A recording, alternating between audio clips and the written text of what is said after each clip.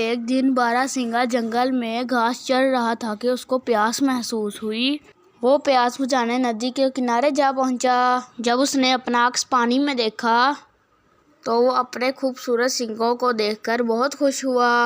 فخر کرنے لگا، اتنے خوبصورت سینگ کسی جانور کے پاس نہیں۔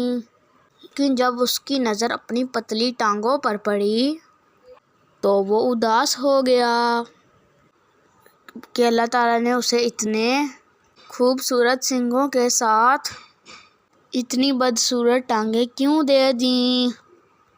دوستو، ابھی وہ اس طرح سوچ ہی رہا تھا کہ اپنے پیچھے اسے شکاری کتوں کی بھونکنے کی آواز آئی۔ وہ فوراً ہی بھاگ اٹھا، لیکن اس کے خوبصورت سینگ جھاڑیوں میں پھنس گئے۔ اس نے اپنے سینگوں کو چھڑانے کی بہت کوشش کی، لیکن ناکام رہا۔ اتنی دیر میں شکاری کتے اس کے سر پر پہنچ چکے، اسے چیر پھاڑ ڈالا۔ بے وقوف بارہ سنگھا اپنے خوبصورت سینگوں کی وجہ سے جان سے ہاتھ دھو بیٹھا۔ دوستو، اسی لیے کہتے ہیں کہ ہر چمکتی چیز سونا نہیں ہوتی۔ اس پیارے سے سبق کے ساتھ اللہ حافظ۔